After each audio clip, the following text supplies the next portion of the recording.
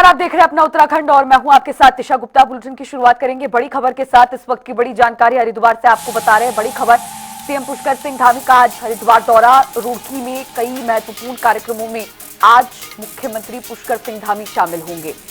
जीवन दीप सेवा न्यास कार्यक्रम में सबसे पहले मुख्यमंत्री पुष्कर सिंह धामी आज हरिद्वार पहुंचकर हिस्सा लेंगे। दोपहर 1:20 पर देहरादून के लिए प्रस्थान। इसके बाद सीएम धामी का तय है। पूरे दौरे में कड़ी सुरक्षा रखी गई है। पुलिस प्रशासन ने तैयारियां उनके दौरे से संबंधित पूरी कर ली है। हरिद्वार से ये बड़ी जानकारी आप तक पहुंचा रहे हैं। आज कई कार्यक्रम मुख्यमंत्री पुष्कर सिंह धामी के हरिद्वार में प्रस्तावित है, जिसके लिए आज हरिद्वार दौरे पर पहुंचे हैं। रुड़की में आज कार्यक्रम रखा गया है, जिसमें शामिल होंगे मुख्यमंत्री पुष्कर सिंह धामी। पूरे दौरे में कड़ी सुरक्षा की गई है मुख्यमंत्री पुष्कर सिंह धामी के लिए। और साथ ही आपको बता दें, रुड़की में कई महत्वपूर्ण कार्यक्रमों में शामिल होने के बाद मुख्यमंत्री पुष्कर सिंह धामी देहरादून के लिए दोपहर 1:20 पे प्रस्थान करेंगे। देहरादून प्रस्थान 1:20 के समय के करीब मुख्यमंत्री पुष्कर सिंह धामी का तय है और आज हरिद्वार की रुड़की पहुंचकर कई कार्यक्रमों में हिस्सा लेंगे।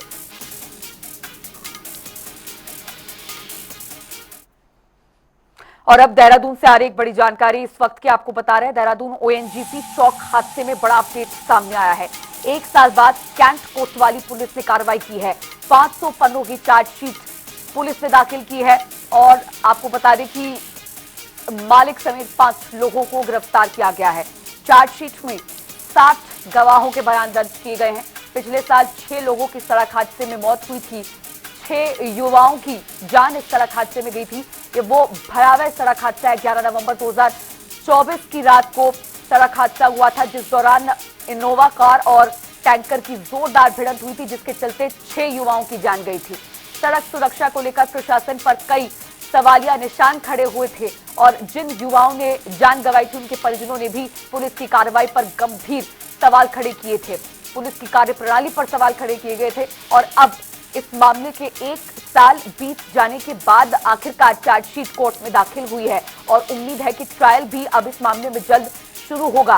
देहरादून ओएनजीसी चौक हादसे में ये बड़ा अपडेट है। आपको बता रहे हैं 1 साल बाद कैंट कोतवाली पुलिस ने इस मामले में कार्रवाई की है और 500 पन्नों की चार्जशीट पुलिस ने कोर्ट में दाखिल की है। साथ ही आपको बता दें कि चालक, वाहन मालिक समेत 5 लोगों को गिरफ्तार भी पुलिस ने किया है और इस हादसे के चलते 6 युवाओं की जान पिछले साल इस सड़क हादसे के चलते गई थी।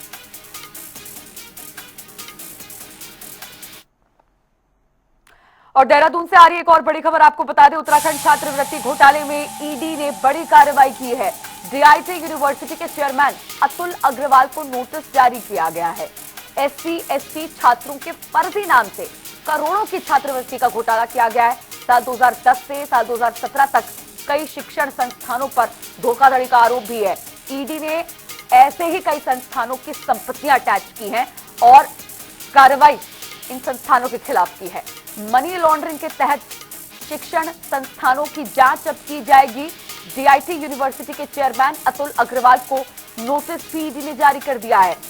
SC/ST छात्रों के फर्जी नाम से करोड़ों का घोटाला छात्रवृत्ति में किया गया है। साल 2010 से साल 2017 तक ये घोटाला किया गया। ईडी ने कई संस्थानों की संपत्तियां भी इसी मामले के चलते अटैच की है और मनी लॉन्ड्रिंग के तहत शिक्षण संस्थानों की अब जांच ईडी द्वारा जारी है। बड़ी खबर, बड़ी जानकारी इस वक्त की।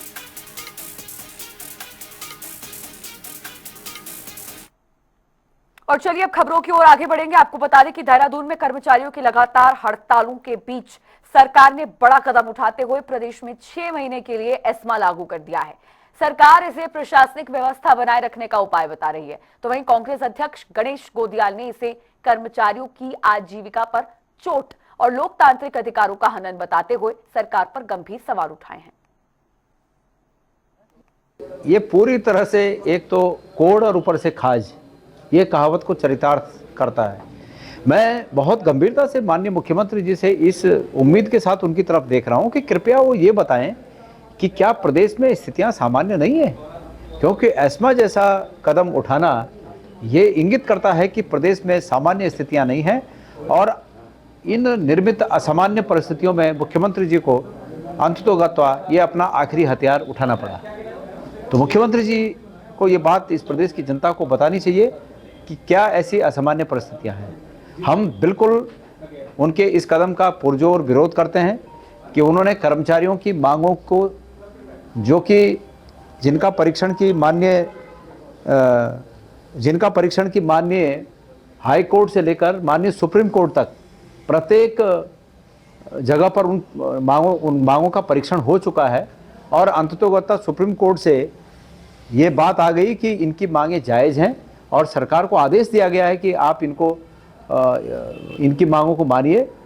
तो सुप्रीम कोर्ट के उस आदेश के बावजूद सरकार ने उस दिशा में न जाकर ये एस्मा लगाना और ऊपर से नो वर्क नो पे, क्योंकि सरकार ये जानती है कि ये कमज़ोर लोग हैं, ये महीने भर जब काम करते हैं तब जाके इनको जो है बड़ी मुश्किल से इनका चूल्हा जलता है। तो उनका दबाव बनाने के लिए उनके चूल्हे पर जो वार किया सरकार ने, उनके बच्चों के पेट पर जो सरकार ने वार किया, ये बहुत लोकतंत्र में अस्वीकार्य है। उत्तराखंड में कांग्रेस के अंदरूनी कलह पर बीजेपी नेता कुंदन परिहार ने तीखा हमला बोला है। उन्होंने कहा कि हरीश रावत, हरक सिंह, करण मेहरा और गणेश गोदियाल जैसे नेताओं के बीच नेतृत्व को लगातार लेकर असहमति पार्टी की कमजोर कर रही है। परिहार ने दावा किया कि बीजेपी में कार्यकर्ता परिवार जैसे हैं, जबकि कांग्रेस में आपसी मतभेद हावी हैं।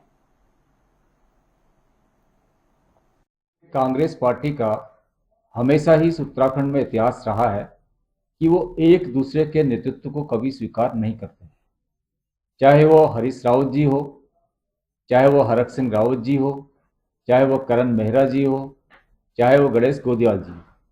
इन्होंने कभी भी एक दूसरे के नेतृत्व को स्वीकार नहीं किया है। वर्चस्व की बड़ी भारी लड़ाई कांग्रेस में आ चुकी है और इस कारण से वो आपसी जो उनकी गुटबाजी है, जो आपसी उनका मतभेद है, मनभेद है, उसके कारण से वो इस उत्तराखंड के जनमानस से दूर होते जा रहे हैं। अनेक चुनावों के परिणाम में हमने कांग्रेस को देखा कि जनता ने उनको नकार दिया था और अभी भी जब 2 दिन उनके प्रदेश अध्यक्ष की नियुक्ति हुई है, पदभार ग्रहण हुआ है, तो उसी मंच से हरीश रावत जी ने कहा कि कांग्रेस के अंतर्गत अनेक विष-पुरुष यहाँ पर हैं और हम भारतीय जनता पार्टी के कार्यकर्ता अपनी कार्यकर्ताओं को अपने परिवार के रूप में देखते हैं और हरीश रावत जी अपने पार्टी के जो पदाधिकारी कार्यकर्ता हैं उनमें उनको विष-पुरुष नजर आता है। ये भारतीय जनता पार्टी और कांग्रेस में मूलभूत फर्क है। देहरादून में नगर आयुक्त नमामि बंसल ने केदारपुर स्थित एबीसी सेंटर का निरीक्षण कर पशु चिकित्सा व्यवस्थाओं की समीक्षा की। इस दौरान उन्होंने बताया कि नगर निगम अब तक 72 डॉग शेल्टर होम बना चुका है और वार्डों में डॉग फीडिंग स्पॉट बनाने के निर्देश दिए गए हैं। चिकित्सा विभाग देखता है जितने भी हमारे श्वान पशुओं के संबंध में उनके कल्याण के लिए जो भी नगर निगम के द्वारा कार्रवाई की जानी होती है, और उसी क्रम में जो हमारा एबीसी सेंटर है केदारपुरम में, उसका निरीक्षण किया गया। उसमें हमारे अभी वर्तमान में 72 डॉग कैनल्स बने हैं, उनका निरीक्षण किया गया, देखा गया कि और क्या आवश्यकता वहाँ पर है जिसकी व्यवस्था की जा सके। और साथ ही साथ जो हमारी टीम है उनके भी कार्यों की समीक्षा की गई। अभी तक नगर निगम के द्वारा जो हमने इनिशियली टारगेट लिया था एनिमल बर्थ कंट्रोल का, एबीसी प्रोग्राम के अंतर्गत निराश्रित जो श्वान पशु हैं यानी कि स्ट्रे डॉग्स जितने हमारे हैं, उनकी हमने टारगेटेड पॉपुलेशन के अनुरूप काफ़ी अच्छी प्रगति की है एबीसी प्रोग्राम में। और प्राइवेटली भी काफ़ी सारे जो हमारे डॉग्स हैं उनको भी स्टेरिलाइजेशन की कार्रवाई की जाती है। इस सभी पूरी प्रक्रिया में अन्य जो अभी निर्देश माननीय उच्चतम न्यायालय के प्राप्त हुए हैं, उनके अनुपालन के क्रम में जो विभिन्न वार्ड्स में डॉग फीडिंग स्पॉट्स बनाए जाने हैं, उस प्रक्रिया में तेज़ी लाने के निर्देश दिए गए। और साथ ही साथ ये भी निर्देश दिए गए कि जो हमारे डॉग कैनल्स की क्षमता में वृद्धि होनी है, उसको भी शीघ्र कार्य को पूरा कर लिया जाए। और जो फेरोशियस ब्रीड्स हैं, फेरोशियस ब्रीड्स के लिए भी एक सेपरेट हम कैनल की व्यवस्था कर सकें। तो पूरे प्रेमिसेस में क्षमता विकास और जितना हमारा स्टाफ है उनके भी फर्दर एम्पावरमेंट के लिए, सशक्तिकरण के लिए नगर निगम की ओर से। और देहरादून से आ रही एक बड़ी जानकारी का रुख कर लेते हैं। इस वक्त की बड़ी खबर, कांग्रेस का वन विभाग मुख्यालय पर प्रदर्शन। जंगली जानवरों के आतंक के खिलाफ कांग्रेस पार्टी धरना दे रही है। सैकड़ों कार्यकर्ता मुख्यालय पहुंचे और माहौल गरमाया हुआ है। प्रदेश अध्यक्ष गणेश गोदियाल की पुलिस से तीखी नोकझोंक भी इस दौरान, इस प्रदर्शन के दौरान देखने को मिली। देहरादून से बड़ी जानकारी, कांग्रेस का वन मुख्यालय के बाहर प्रदर्शन, जंगली जानवरों के आतंक के खिलाफ कांग्रेस पार्टी का मुख्यालय के बाहर प्रदर्शन जारी है। सैकड़ों कांग्रेस कार्यकर्ता मुख्यालय के बाहर पहुंचे हैं और प्रदर्शन जंगली जानवरों के आतंक के खिलाफ कर रहे हैं। तस्वीरें आपको कांग्रेस पार्टी के प्रदर्शन की दिखा रहे हैं। देहरादून से तस्वीरें आप देख सकते हैं, जहां पर सैकड़ों कार्यकर्ता कांग्रेस पार्टी के मुख्यालय पहुंचे और प्रदेश अध्यक्ष गणेश गोदियाल की इस दौरान पुलिस के साथ तीखी नोकझोंक तक हुई। जानवरों के लगातार आतंक को देखते हुए जिस तरीके से लगातार पर्वतीय क्षेत्रों में जंगली जानवरों का आतंक बढ़ रहा है, उसको लेकर आज कांग्रेस पार्टी यहां पर वन विभाग का घेराव कर रही है। और सामने देख रहे हैं किस तरीके से कांग्रेस के जो कार्यकर्ता हैं, कांग्रेस के प्रदेश अध्यक्ष लगातार जो है उनकी पुलिस के साथ जो है नोकझोंक भी देखने को मिल रही है। और यहाँ पर बड़ी ही जो है पुलिस और कांग्रेस कार्यकर्ताओं के बीच में तीखी नोकझोंक देखने को मिल रही है। और गेट जो है बाहर से कुछ कांग्रेस के कार्यकर्ता अंदर गए और जिसके बाद बाहर गेट बंद किया गया, जिसके बाद कांग्रेस के प्रदेश अध्यक्ष गेट खुलवाने के लिए गए और काफी धक्का मुक्की गेट पर हुई और जिसके बाद गेट खुला भी। और यहाँ पर आप देख रहे हैं पुलिस के साथ लगातार जो है यहाँ पर नोकझोंक देखने को मिल रही है। कांग्रेस के जो कार्यकर्ता हैं वो अब गेट के अंदर घुस चुके हैं और यहाँ पर वन विभाग के खिलाफ आज जो है प्रदर्शन किया जा रहा है। और जिस तरीके से पर्वतीय क्षेत्रों में जंगली जानवरों का जो आतंक लगातार बढ़ रहा है, उसको लेकर वन विभाग का घेराव आज कर रहे हैं।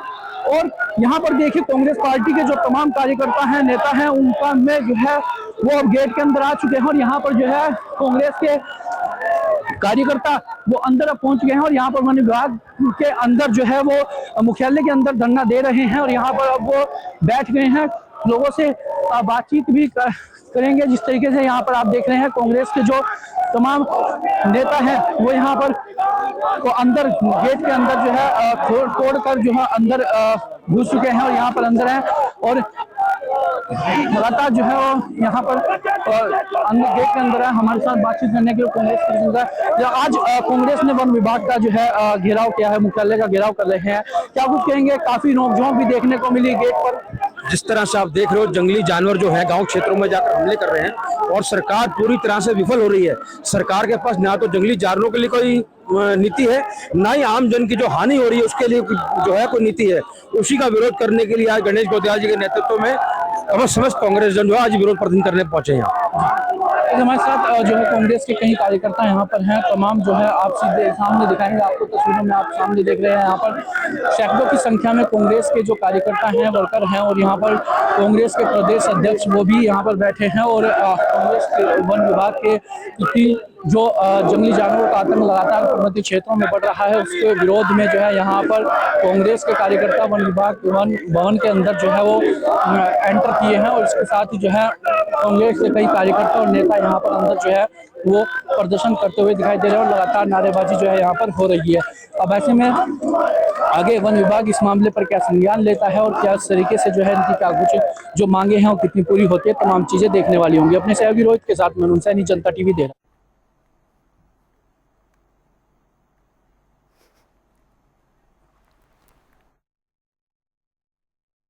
और इसी पर और भी जानकारी के साथ संवाददाता अरुण सैनी इस वक्त हमारे साथ लाइव जुड़ गए हैं।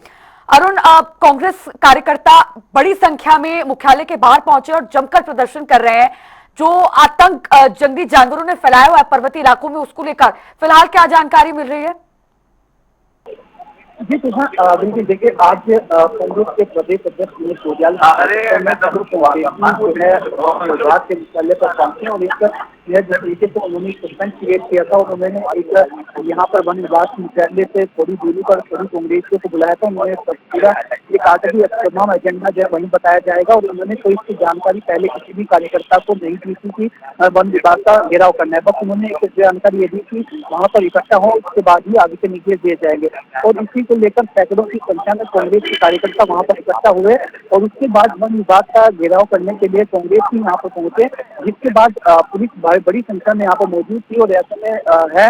और वहीं गेट के पर जो है पुलिस खड़ी रही और वहाँ पर गेट को बंद करने की कोशिश की गई, लेकिन पहले कांग्रेस के कार्यकर्ता जो है गेट को खोलकर अंदर पहुंचे, उसके बाद फिर गेट बंद किया गया। उसके बाद कांग्रेस के प्रदेश अध्यक्ष गणेश जोटियाल दोबारा गेट खुलवाने के लिए बाहर पहुंचे। इस दौरान पुलिस और कांग्रेसियों में कांग्रेस के प्रदेश अध्यक्ष गणेश जोटियाल और पुलिस की नोकझोंक भी देखने को मिली और इसको लेकर के जो है ये तमाम जो प्रदर्शन हो रहा है इसको लेकर काफी नोकझोंक देखने को मिली।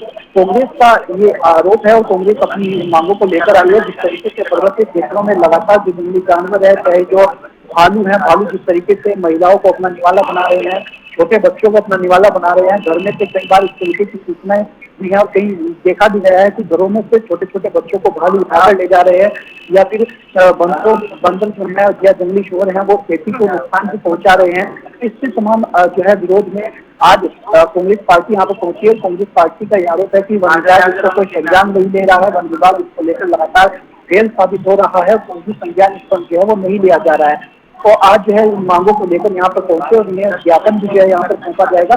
मैं आपको तस्वीरें फिर से सामने दिखाना चाहूंगा कि जिस तरीके से ये देखिए, आप सामने देख रहे हैं सैकड़ों की संख्या में कांग्रेस के कार्यकर्ता यहाँ पर मौजूद हैं। कांग्रेस के प्रदेश अध्यक्ष गणेश जोटियाल के नेतृत्व में ये प्रदर्शन जो है वो हो रहा है और यहाँ पर जो है अभी भी वो बैठे हैं और ज्ञापन जो है वो दिया जाएगा और जो इनकी मांगे हैं वो रखी जाएंगी। जंगली जानवर जो है लगातार लोगों को अपना निवाला बना रहे हैं, लगातार जंगली जानवरों का आतंक जो है वो देखने को मिल रहा है। पर्वतीय क्षेत्र में जनहानि भी हो रही है, लोगों को काफी नुकसान भी हो रहा है, कई बच्चों की जो है इसमें मृत्यु भी हो चुकी है। तो इस तरीके की तमाम मांगों को लेकर आज पहुंचे हैं। इस दौरान अब आगे क्या कुछ चिंता रहता है, किस तरीके से आगे जो ज्ञापन देंगे किस तरीके से रहता है, वन विभाग इस पर क्या संज्ञान लेता है और आगे जो इनकी मांगे हैं उस पर क्या कुछ होता है। हालांकि कांग्रेस के प्रदेश अध्यक्ष गणेश जोटियाल अपनी तमाम मांगे जो है वो रखेंगे, जो प्रदर्शन कर रहे हैं। उसके बाद क्या कुछ उनकी और भी अतिरिक्त मांगे हैं वो देखने को मिलेंगी और इसके बाद वन विभाग इस पर क्या कुछ संज्ञान लेता है और वन विभाग इनकी मांगों को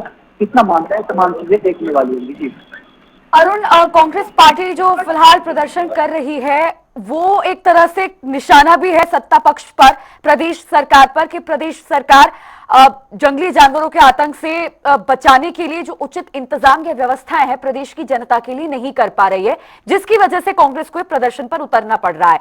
तो फिलहाल क्या सत्ता पक्ष के नेताओं की तरफ से इस प्रदर्शन को लेकर कोई प्रतिक्रिया, कोई रिएक्शन सामने आया है अब तक? जी जैसे देखिए अभी सत्ता पक्ष की तरफ से इसको लेकर प्रदर्शन ले गया है। अभी कुछ देर पहले ही जो है कांग्रेस के कार्यकर्ता यहाँ पर पहुंचे और करीब सैकड़ों की संख्या में यहाँ पर कांग्रेस के कार्यकर्ता पहुंचे, उनके द्वारा प्रदर्शन किया जा रहा है। अभी सत्ता पक्ष की तरफ से पहुंचे का कोई बयान नहीं निकल सामने आया, ना प्रतिक्रिया आई। हालांकि अब धीरे धीरे क्या कुछ प्रतिक्रिया पक्ष की रहती है, सरकार इस पर क्या जवाब देती है, सरकार पर क्या जवाब रहता है, ये तमाम चीजें भी देखने वाली। चलिए, बहुत शुक्रिया अरुण जुड़ने के लिए और इस जानकारी के लिए।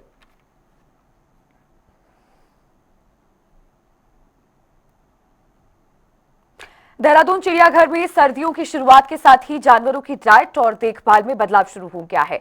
बाघ और तेंदुए को अब गर्मियों की तुलना में अधिक, लगभग 12 किलो मांस दिया जाएगा ताकि ठंड में ऊर्जा और प्रोटीन की पूर्ति हो सके। तो वहीं जमीन पर रहने वाले जानवरों के बाड़ों में पराल बिछाई जा रही है जिससे उन्हें ठंड सतह से बचाकर गर्माहट मिल सके। ये तो हर सीजन का टाइम है, हर सीजन में चेंज होता ही है।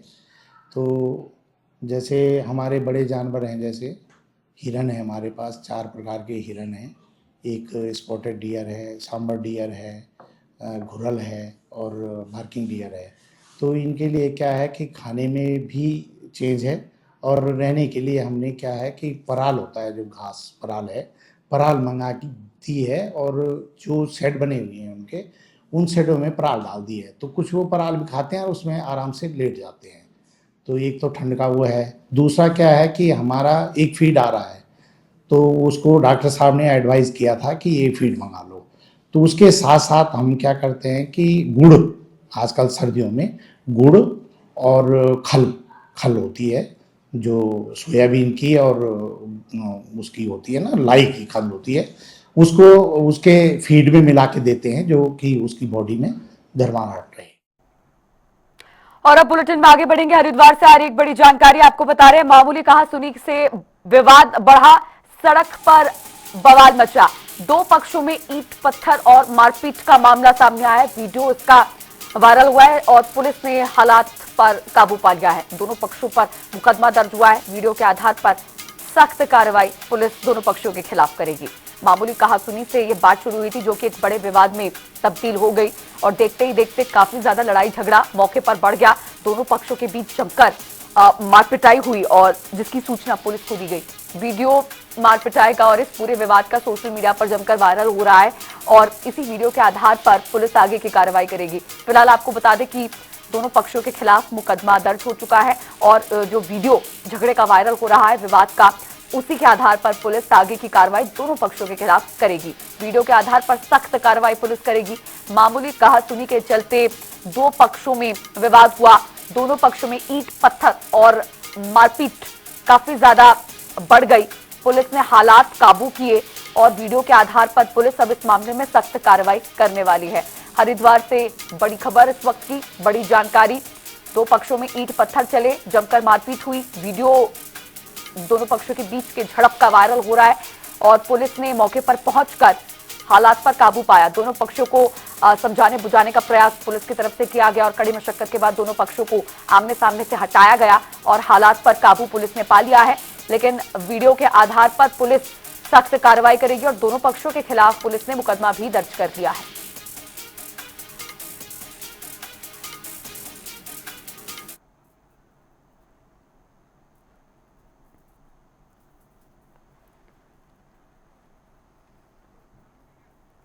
और चलिए सीधे लिए चलेंगे आपको हरिद्वार, जहां पर मुख्यमंत्री पुष्कर सिंह धामी मौजूद हैं और पूजा अर्चना कर रहे हैं।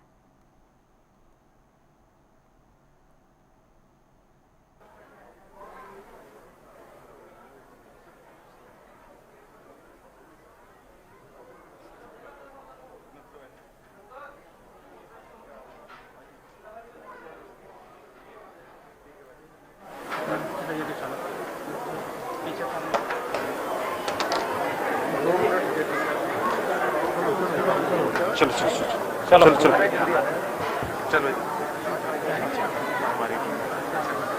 पीछे चलो